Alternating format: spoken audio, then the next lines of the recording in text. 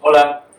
Debido a la contingencia que estamos sufriendo el día de hoy debido al coronavirus, además de algunas dudas que resolveremos en línea, lo que quiero hacer es que vean estos videos, darles pequeñas clases de la parte que yo considero fundamental del curso de Química Analítica 1 para que nos retrasemos lo menos posible cuando ya podamos, espero que sea lo más pronto posible, volver a nuestras actividades normales.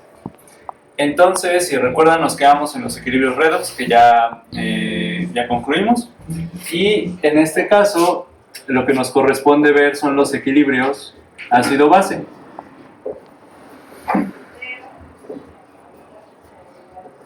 Recordando que el disolvente que estamos estudiando en todo el curso es agua, ¿no? Entonces, equilibrios ácido-base en disolucionables.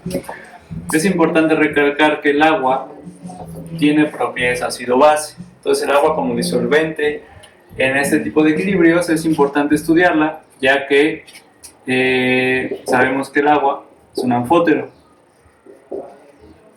Es decir, puede actuar como ácido o como base dependiendo de las condiciones del medio. Y algo que es muy interesante que debemos siempre de tomar en cuenta y no olvidar es que el agua tiene una propiedad que se llama autoionización. Es decir, el agua puede reaccionar con otra molécula, dos moléculas de agua, para generar ion hidronio y el ion hidróxido. Esta especie ion hidronio es el protón hidratado en el agua, ¿no? Realmente forma estructuras más complejas, pero lo podemos representar ya sea como H+, ¿no? Unas veces, o como H3+. Es solo una representación para podernos guiar.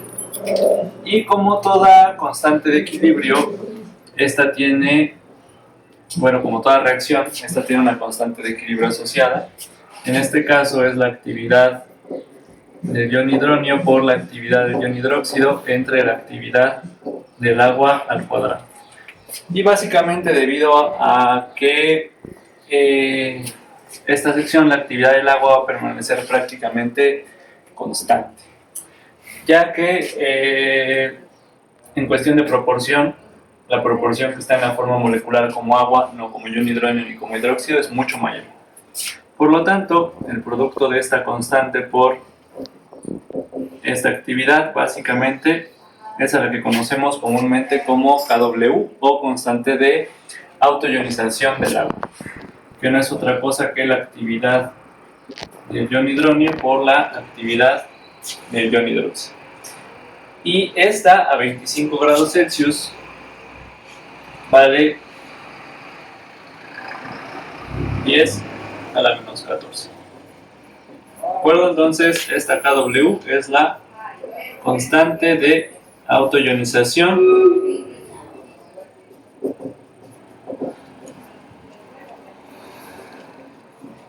del agua. Y es algo que tenemos que tener en cuenta, ¿no? Que siempre vamos a estar a 25 grados y que básicamente, otra cosa, ¿no? Que en disoluciones diluidas,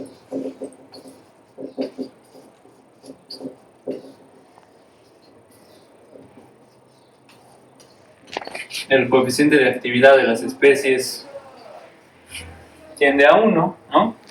Por lo tanto, la actividad de esa especie es muy cercana a su concentración y entonces podemos decir que Kw es igual a la concentración de protón o de ion hidronio por la concentración de hidróxido.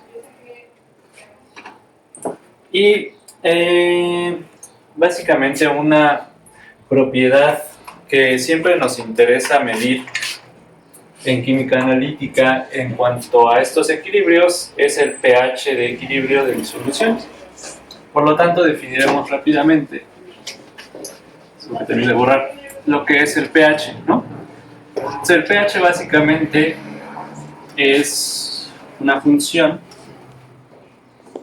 ¿no? Que fue, pues vamos a poner definida, ¿no? Por el señor Sorensen, donde básicamente el pH es igual al cologaritmo de la actividad del protón, ¿no? Si estamos en disoluciones diluidas, a el cologaritmo de la concentración de protón.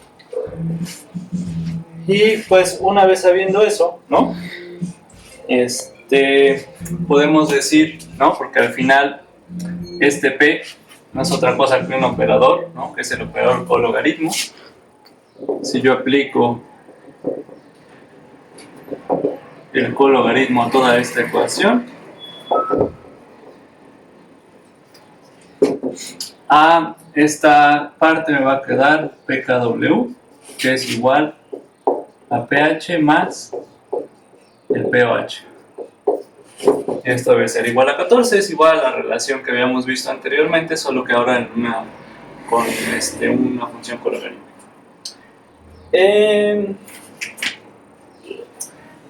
Nosotros pues ya sabemos, ¿no? Que básicamente si tenemos una disolución con un pH menor a 7 es una disolución ácida, y si tenemos una disolución con un pH mayor a 7 es una disolución básica. Otra cosa importante que hay que notar es que dado que este valor de pKw es igual a 14, la escala de pH en el agua tiene límites, y esos límites son 0 y 14.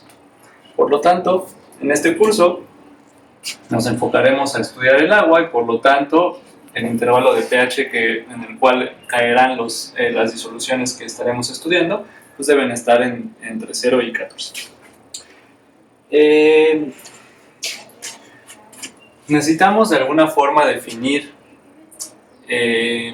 tanto la fuerza de ácidos como fuerza de bases, las interacciones que existen entre ellos, y para eso es muy útil estudiarlos desde el punto de vista del equilibrio, porque al final es cómo interaccionan estos en disolución.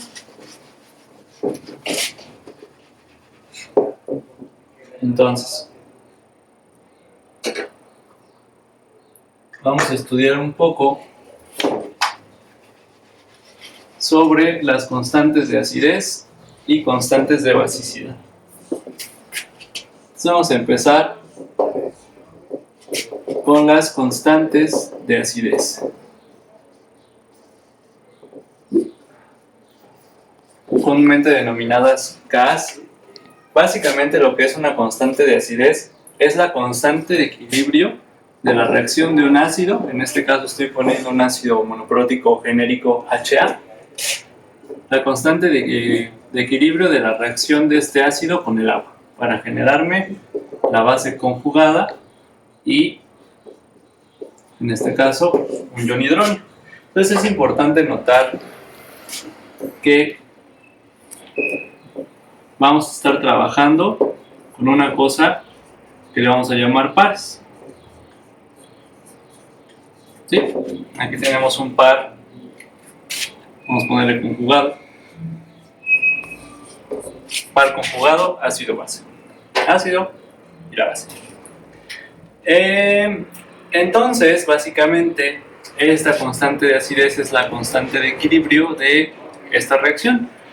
Tomando en cuenta que son disoluciones diluidas, ya sin incluir el concepto de actividad y utilizando la expresión de las constantes aparentes, esto es igual a la concentración del ion hidrógeno por la concentración de la base conjugada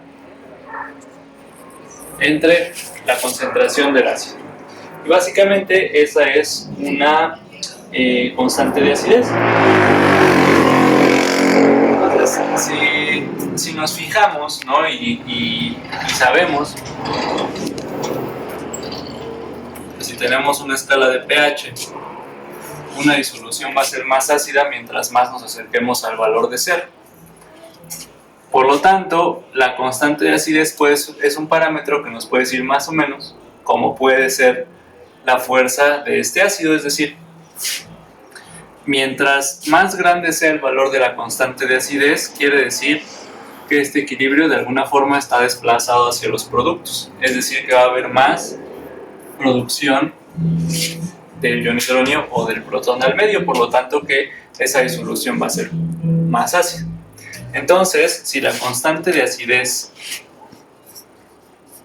crece, o en la escala con logarítmica el pKa decrece. Entonces la fuerza ácida debe aumentar. ¿De acuerdo? Ok. Ahora estudiemos las constantes de basicidad. Las constantes de basicidad